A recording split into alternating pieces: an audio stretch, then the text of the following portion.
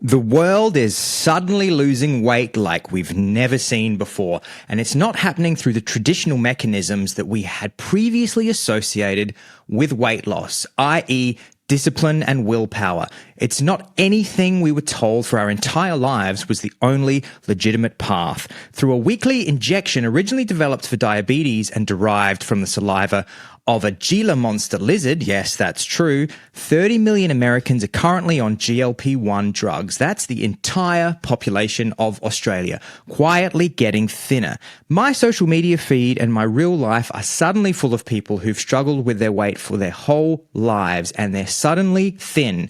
And it happened fast, like this year fast. So today we're exploring the Ozempic revolution, which is so much more than just a weight loss story. It's a story about what happens when a single drug rewires not just our bodies and our brains, but our culture, our food industry, our relationship with shame, and our entire idea of what willpower even means. But I can't explore this appetite-suppressed topic alone. I'm going to need a man who insists that his hero, Mindy Kaling, is telling the truth when she says that her sudden recent weight loss can be attributed to lifestyle changes, including hiking, strength training, and eating a balanced diet. John, are you ready to jab the needle, reveal a happy smile through your gaunt, temporal wasted face, and declare thanks to Wegovy, that's the power of we?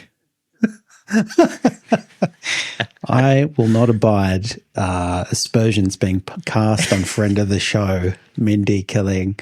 She's just been surviving on Megan Sussex's ice cubes with thyme and elderflower. That's how you lose weight. That's how you it's lose like an weight. ice cube with elderflower in it.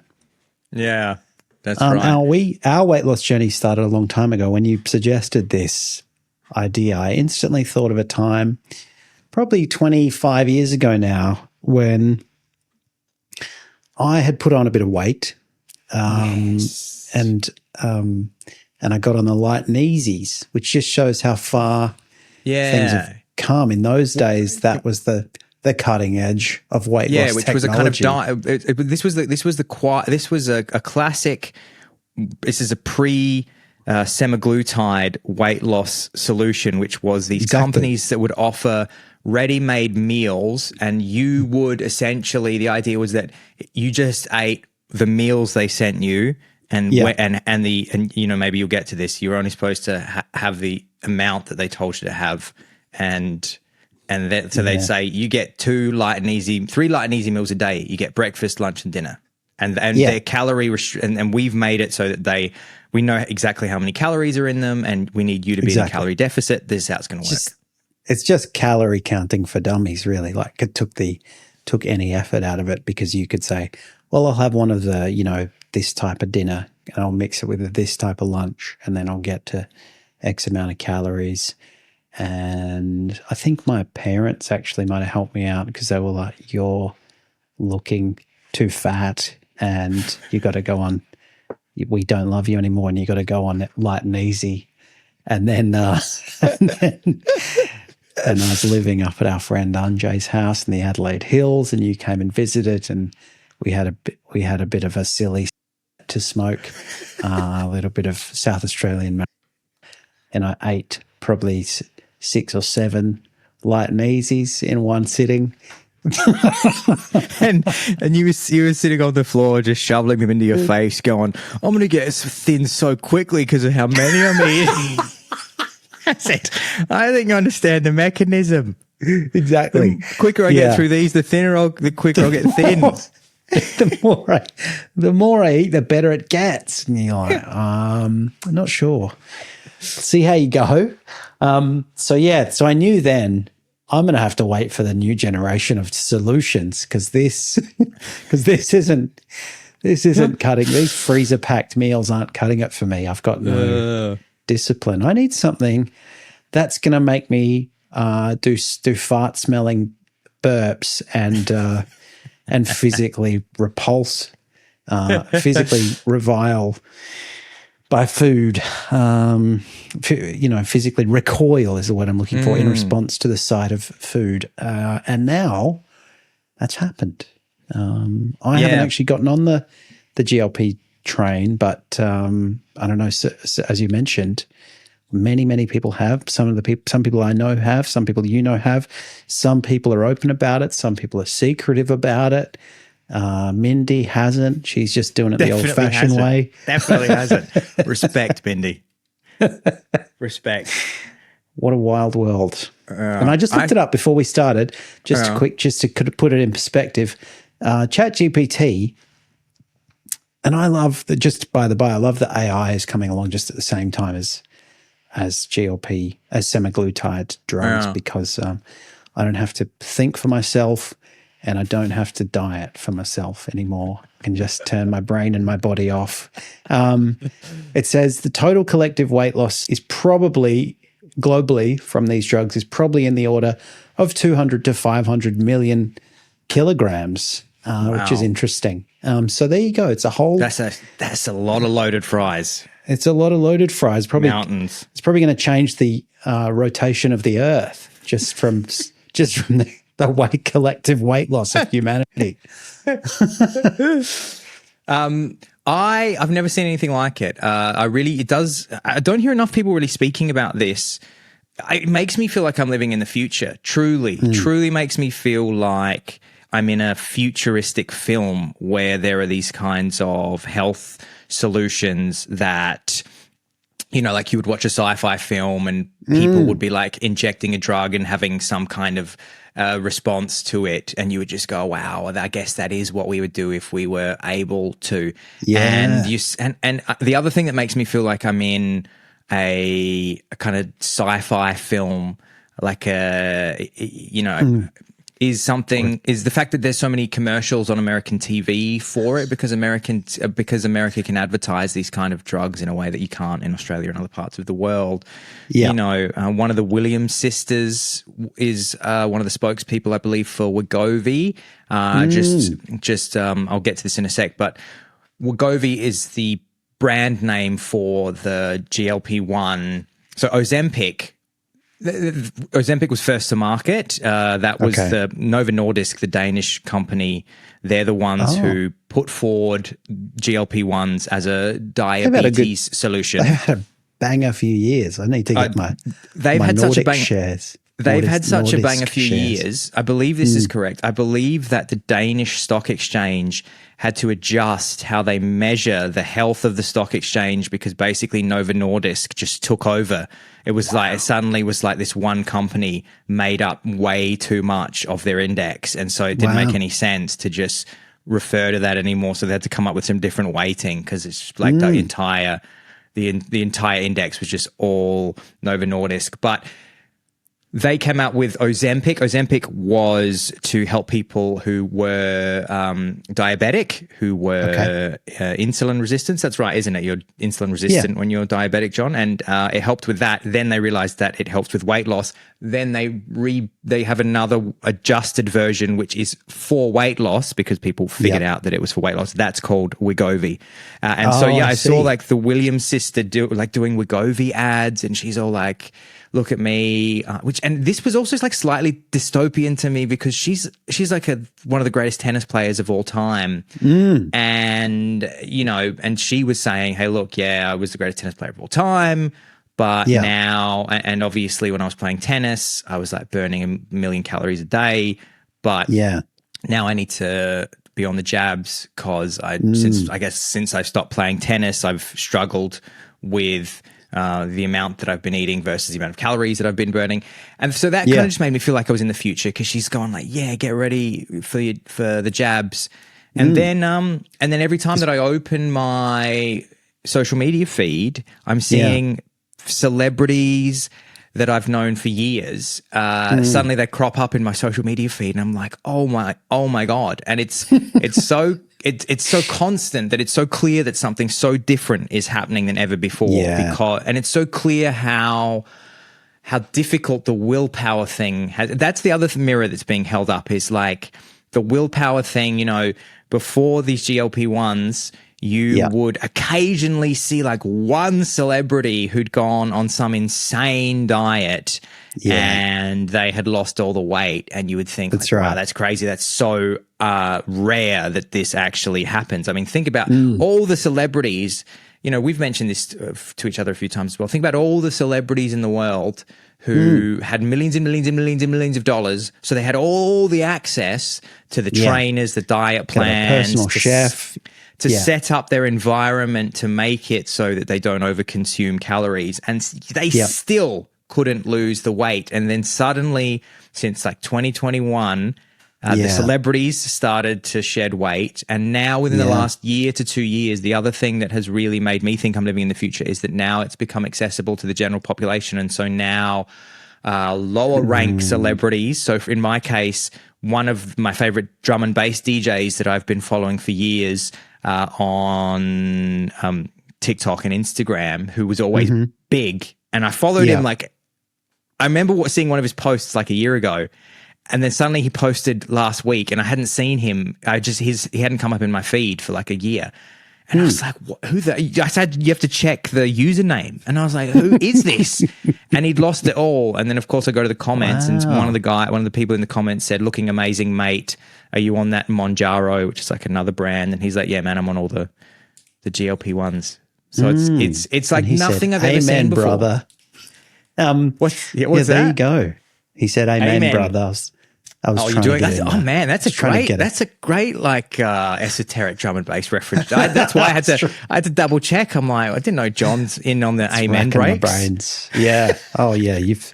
You've taught me all I need to know about drum and bass, and then some. There you go. Yeah. I mean, I've had a couple of people who've openly talked to me about getting on it, and then a couple of others where, like you, I've sort of gone, maybe I don't know them well enough to kind of broach the subject, but I've sort of seen them looking a certain way for the years that I've known them, and then suddenly they've just got kind of big concave pits where their temples used to be.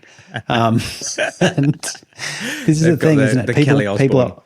People on the internet are keen to point out the kind of fat wastage that you tend to see as telltale signs of the sort of rapid weight loss that you get with GLP-1s, just for anyone who doesn't understand that reference. And one of them is the temples start to look a bit kind of strangely collapsed. But yeah, and it's got so many, we've sort of touched on this in the context of other topics on the show, but it's got so many knock-on effects that it does sort of weirdly mirror to me the debate or the discussions that go on around AI, because you think like, whose jobs are the first kind of line of jobs that or industries that are going to be forced to change because of this, and then whose jobs or what industries or what ways of life are kind of dependent on those that will in turn have to change. And so you start to think about like big food, big sugar, but then like, more broadly thinking about like agriculture and restaurant culture, and will those things need to change? And, it's a huge cultural shift. Will status need to change?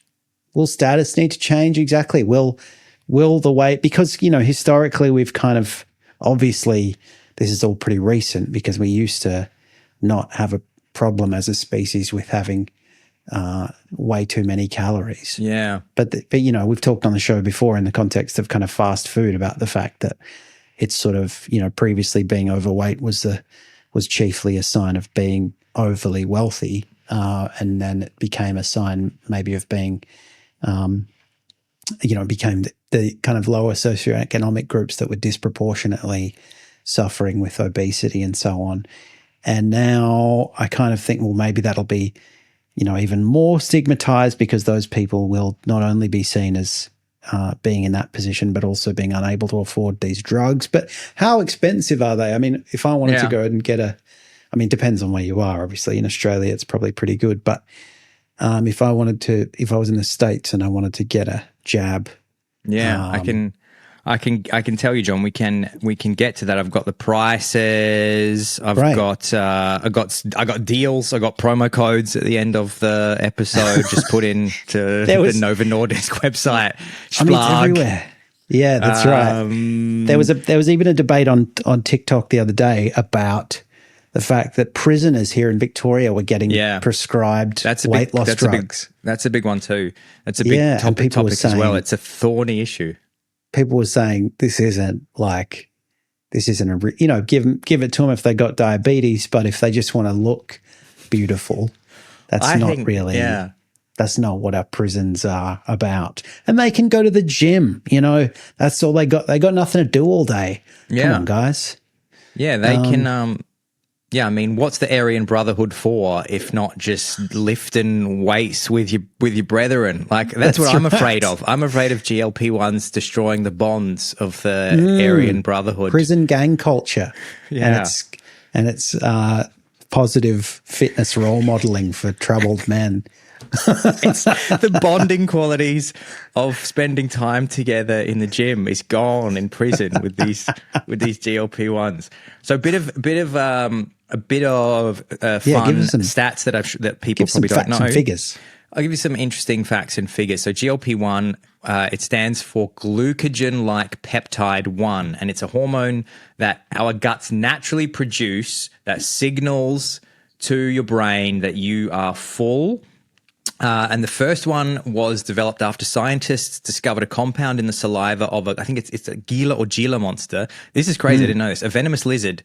And that acted like the venomous lizard, known for its svelte figure. Exactly. Yeah, it was just known for being incredibly confident and popular. So that lizard saliva, there was something in it that acted like the body's natural GLP-1 hormone, but lasted much longer. And then Ozempic, aka semaglutide, was approved in 2017 for diabetes, so that's Novo Nordisk. And then Wegovy, as I mentioned earlier, the same molecule at a higher dose, was approved for weight loss in 2021. So. And the way that they work, this is another thing that I think that people don't realize. Even I maybe thought this as well, which is maybe a bit silly. But I think when I initially heard about them, I was like, wait, so is the drug like doing something to the food in your body? Is it like if you eat a Big Mac and you take a jab of Ozempic, does it attack the Big Mac and make the Big Mac come out of your pores in steam or something? Is that how it works? It says Gila monster larvae that eat the Big Mac inside your stomach.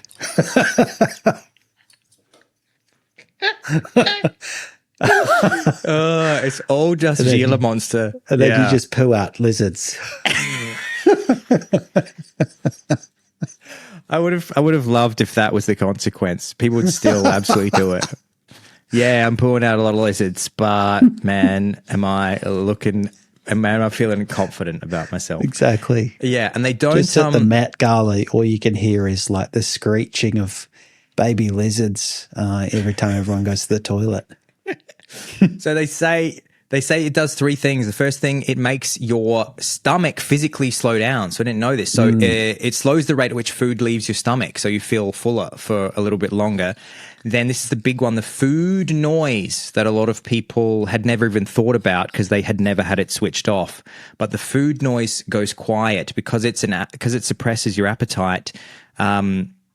People start to find that thoughts about food that we all have, and I guess the people that struggle more with their weight have a lot, that starts to go quiet. So this kind of idea of what am I going to eat? What am I going to have for dinner? What am I going to have for breakfast? I've got to go to the supermarket. I've got to be eating soon. I'm going to start thinking about my next meal.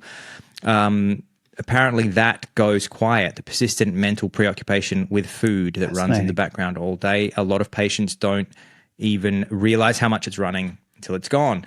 And then this is something that I think you were going to touch on as well, John, which is that the reward system gets reset. And it works on the dopamine reward system in the brain, which is also why some people are now reporting that it seems to be affecting other addictive habits. So like gambling and things like that, which is another unexpected consequence. Maybe we can come to that in a little bit. So you take the injection, and then you don't feel like consuming anywhere near the amount of food that you used to consume, and hence you just are in a calorie deficit in the way that you weren't before, because you previously would want to. Your brain would be telling you, look, I've got a small meal in front of me. You have the small meal, and then you're like, I'm still hungry. Let me have another one. Let me have something else. Let me have something else. But people just don't feel those hunger impulses. And probably in the same way, I suppose, that like they used to prescribe speed for people for weight loss as well, because amphetamines can act as an appetite suppressant as well. But just with GLP-1, is a little bit less of the jitters. Yeah, that's right. There you go. You get, well, it's fascinating, isn't it? Because you get a whole slowing down of the system, a slowing down of that reward circuitry, which I guess is also something that is both instantaneous, but also sort of solidifies over time in the way your brain is structured and operating. And then as a result, as you mentioned, you get this kind of associated slowdown in addictive behaviors generally, it seems. So people who've had, alcohol problems, people who've had drug problems, people who've had gambling problems even have reported incidental benefits from GLP-1 usage. And the Gila monster population is through the roof. The Gila monster, once faced with extinction, is now the safest animal alongside cows. There's just in fact, Gila monster farms all across Denmark. Just they're knocking down sites of archaeological importance and cultural heritage in Copenhagen, and just filling them with Gila monster farms. All these ancient Viking longboats and rune rocks just covered in Gila monsters, in Mexican lizards.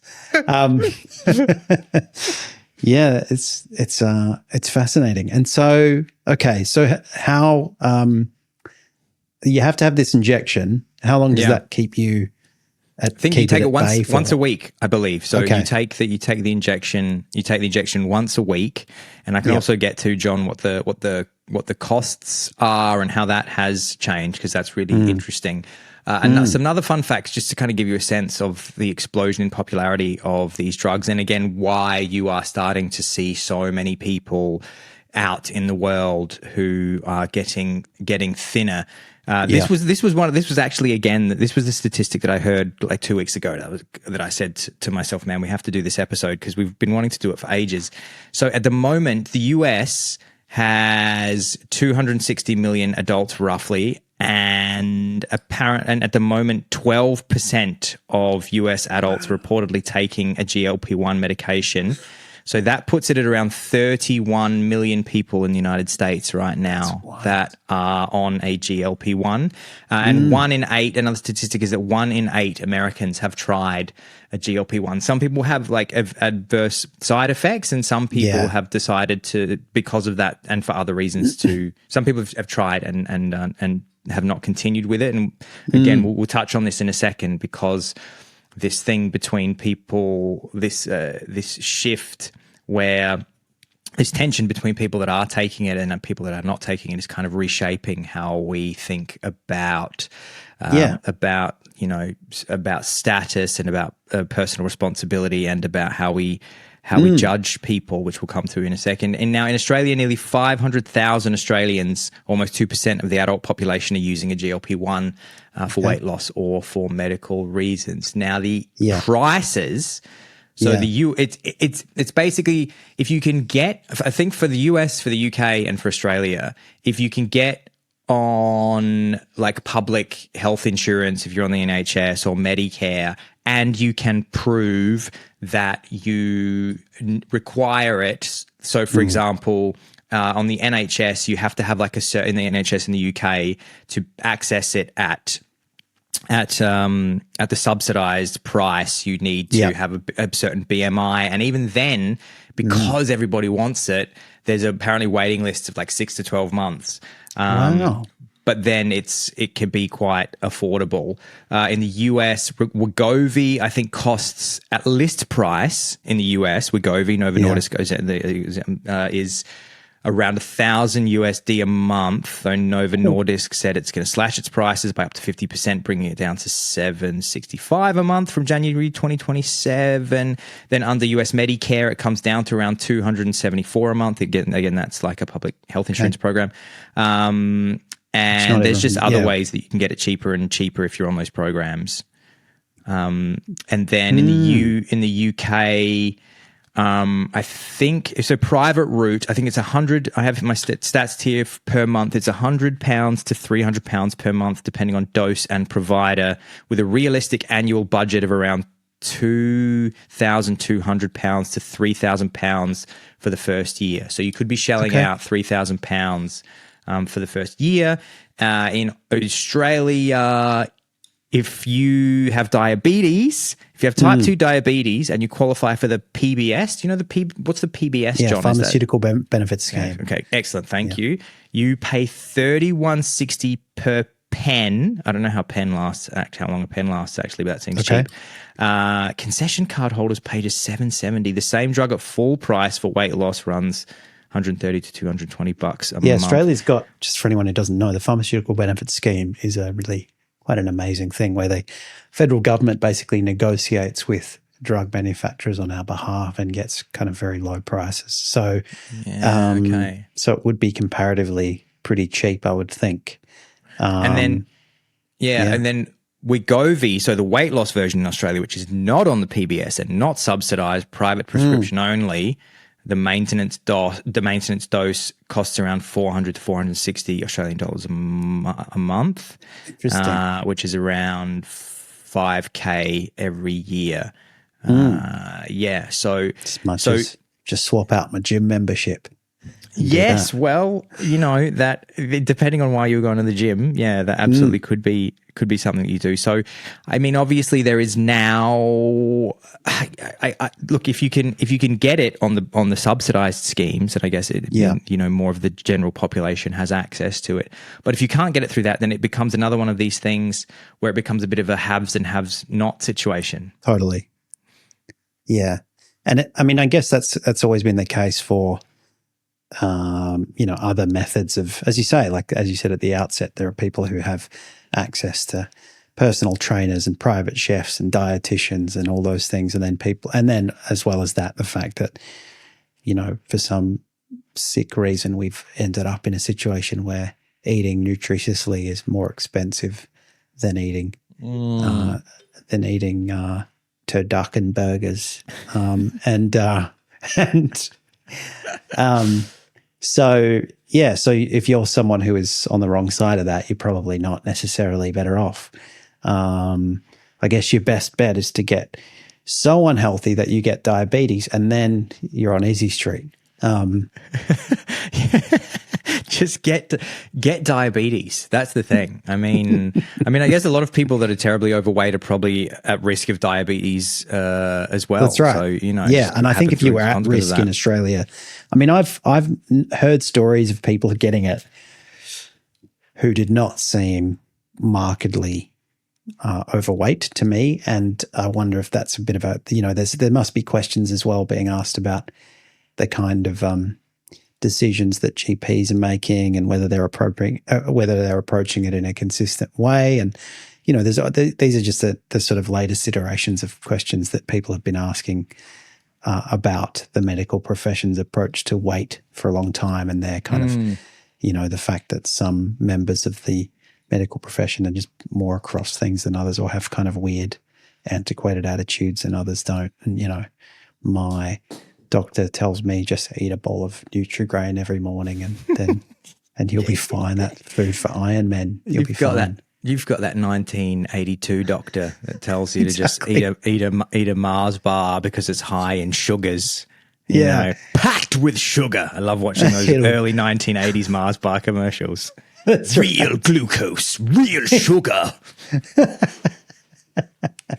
Exactly. I was watching a Capilano honey ad from Australia in the 1990s where one of the farmers said, one of the actors playing a farmer, I suppose, said, honey has been proven to be completely fat-free, which is interesting because it doesn't need fat. It's just 100% sugar. But it'd be fine if you just had a bucket of honey. You'd be very healthy. You'd be very thin. There'd be no fat. There's no fat. You wouldn't get fat because there's no fat in it. That's right. So, yeah, fascinating. And obviously, as with so many things, it's one of these things where the change has happened much more quickly than the culture has been able to sort of develop a response to it. So you get this kind of strange catching up of social norms, and we're still operating in a kind of culture where people think about weight loss as, well, a lot of people think about weight loss as virtuous, and and people think about there are ads that I've seen which talk about, which try and kind of tackle that quite openly and say, this isn't about cheating, it's just about what works. And because obviously they've decided one of the things we're up against here is people who, despite the availability of this technology, would prefer to do it through old-fashioned grit and willpower, and they view it as a kind of shameful backdoor. Obviously, that's not a problem for celebrities because they don't experience the emotion of shame, and so they've adopted it much more readily. The other thing that I like is it slows down your gut, so that according to fellow podcasters over at Science Versus, shout out to Wendy Zuckerman, she fellow Brunswegian here in Melbourne, she did an episode about the kind of science of it, and was saying that this was quite early on. One of the only adverse effects they'd noticed, which is kind of stuck in my head, is this thing called bezoars, which are basically like hardened sort of stone-like concretions. They're basically like fossilized poo that gets stuck in your gut because your guts have slowed down so much that you get little fossils, and sometimes they can cause problems. So you got little GLP-1 pearls in your guts, which I love. I've got here other side effects, Sean, which we should touch on. There's the gastrointestinal side effects, which can be nausea, vomiting, diarrhea, constipation, and stomach pain. In clinical trials, 73% of adults on the higher dose of Wegovy reported gastrointestinal issues, which I guess makes sense because of what it's doing to your gastrointestinal system. Muscle loss. When you lose weight rapidly through any method, the body loses both fat and muscle. GLP-1s are no exception.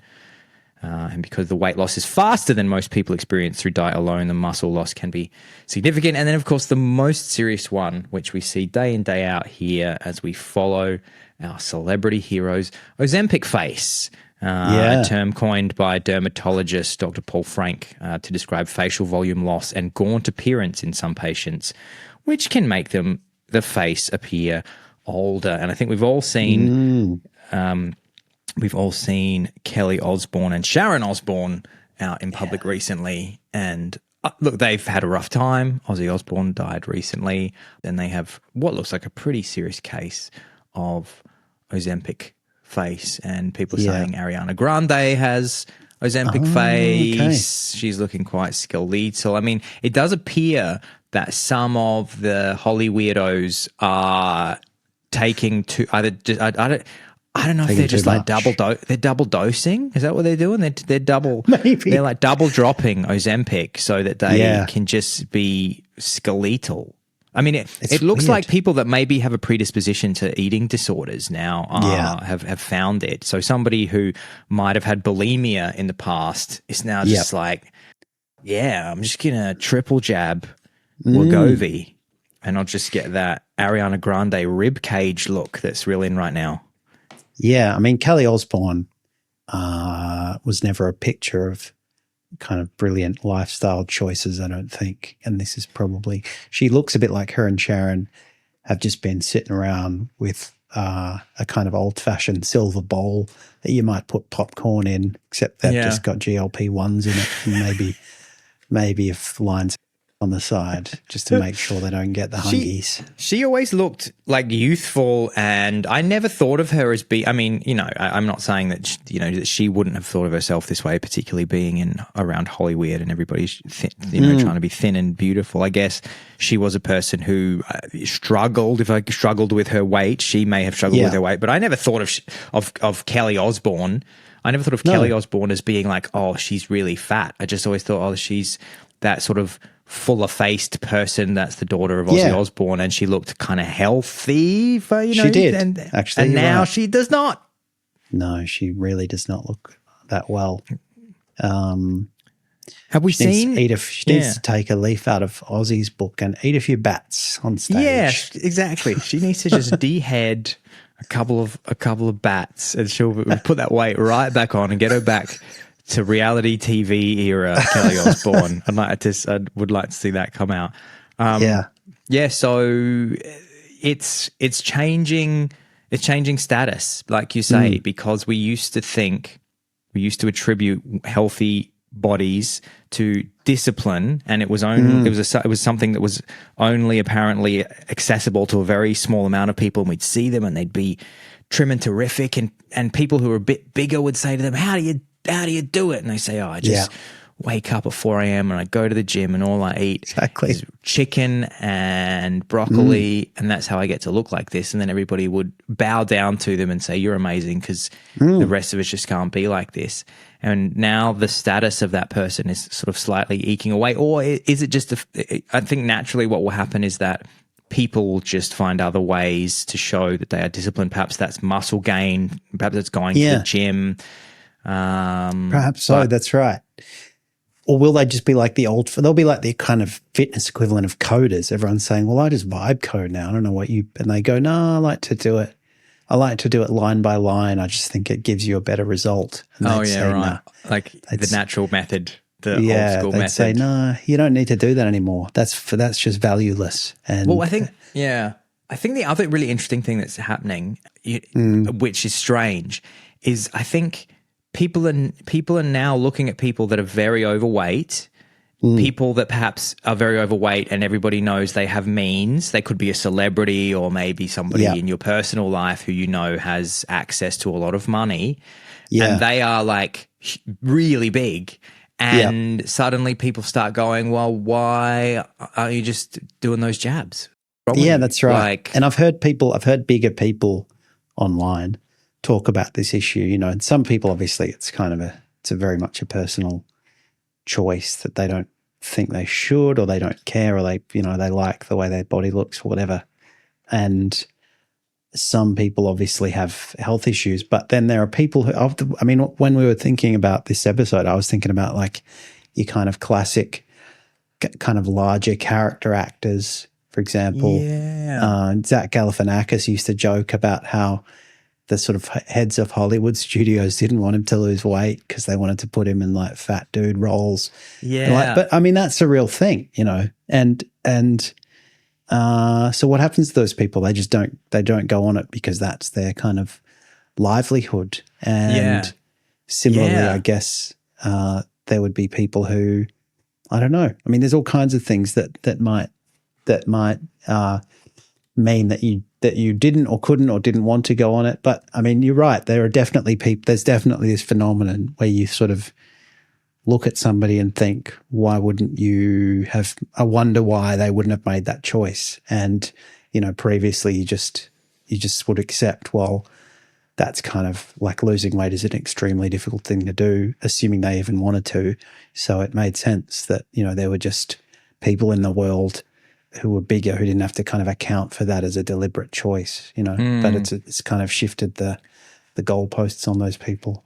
I've seen actually, I saw a TikTok this week, which was really interesting, which is about pop star Meghan Trainor, who's famous for All About That Bass, because she has been public about taking GLP-1s, and she went from being a person who was bigger and I think would have been seen as a person who was, I don't know if she herself said, yeah, I'm like officially a part of the body positivity movement, but a lot of her lyrics in her songs would reference the fact that she was, you know, happy in herself, being bigger, and, you know, you don't have to feel bad about your body if you're bigger, and you don't have to let the world tell you that thin is beautiful. So this was kind of her angle, you know. Her team would have looked at her and gone, okay, Megan's a bit bigger, so, you know, we're going to lean into this, very much like someone like Lizzo is a bit more on the extreme end of that. But Meghan Trainor, that was her thing, and she developed this audience and was sending out this message.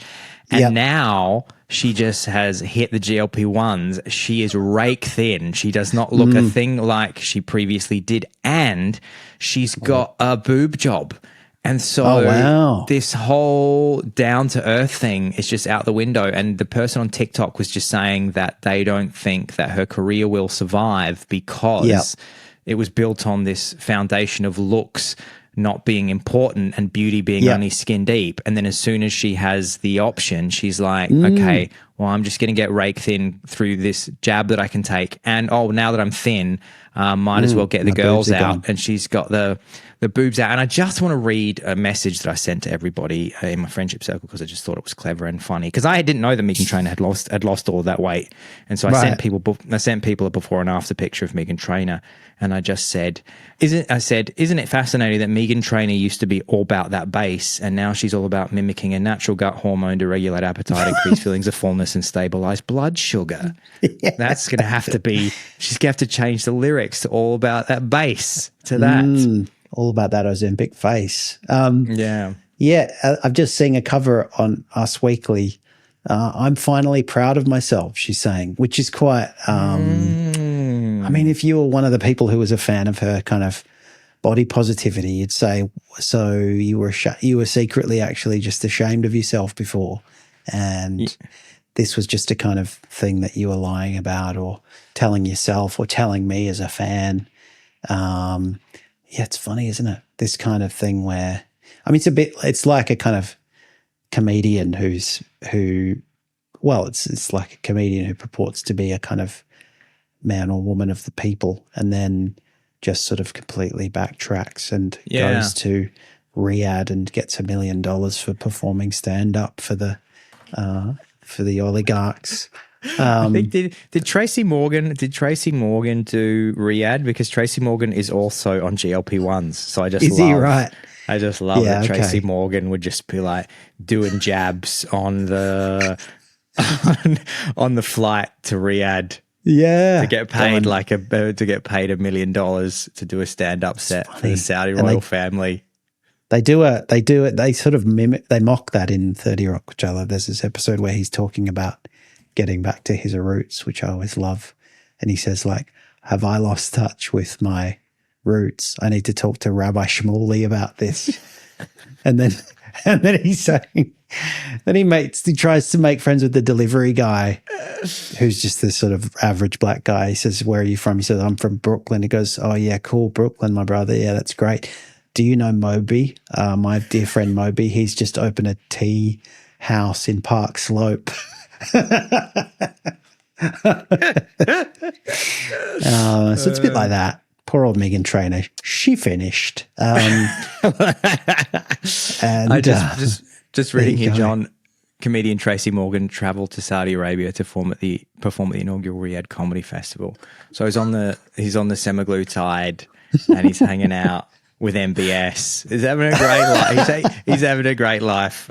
Is Tracy Morgan. Now, John, you touched on something there that we have to get into, and that is the fact that it appears, or maybe people want to argue that this hasn't happened. Have GLP-1s killed one of the most prominent cultural movements of the 2010s, the body positivity movement? Lizzo, will you stand up and defend BODPOS? Meghan Trainor, I think she's shared BODPOS. Well, what's Lizzo doing? Is she on him? Is she on him, John? Is she what? It's Lizzo. Let's have a look. Have a look. You see. Just say, is Lizzo on GLP? Of course not, John, because she was the leader of the body positivity movement. Okay. And so body positivity is obviously accepting yourself at any weight that you are. And so she's admitted to trying them. Whoops. Ah, that's convenient. So that doesn't mean that she is or isn't taking them. Yeah. I've given them a crack and I'm currently still that attempt is still ongoing. Meghan Trainor said, try. Yeah. Meghan Trainor and Kelly Osbourne, when asked if they had used GLP-1s to lose weight, they responded, "I've tried them." Exactly. There you go. She's tried them, but She's tried Ozempic and other GLP-1 drugs, but she's not currently on them. Okay, well, there you go. I stand corrected. She's just enjoying their ongoing effects. She's not current. It's like someone who says, I'm 2 hours sober. It's somebody. Lizzo, when asked if Lizzo's weight loss could be attributed to GLP-1 drugs, she replied, "The needle is not currently in my arm." Exactly. Define on. There is. Have a look. Do you see a needle currently pierced into my skin, delivering me a GLP-1 drug? Rebel Wilson. I don't even know how to make websites, said Rebel Wilson when accused of making a takedown website. Bod Podge. She says, I've never even owned a Gila monster. I couldn't even tell you what they look like, particularly.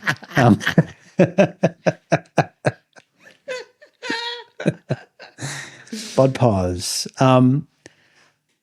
Al, I'd love to talk to you about body positivity, but I can see the time. We are almost at the end of episode 1, so I'm going to go ahead and make an executive decision to do, although we have discussed this off mic, I'll admit that, to do maybe our very first double episode, and it's going to be about the Ozempic craze, because we've still got a lot to get onto. We haven't even touched on big food, big sugar, the consequences for the global food industry and the titans of food lobbying, and unholy, the unholy world of food lobbyists and sugar lobbyists trying to squeeze as many calories into every mouthful as they can, restaurant culture, agriculture, but also things like the fitness influencer who, has just finished buying his last key light and is now being faced with financial ruin. He's much like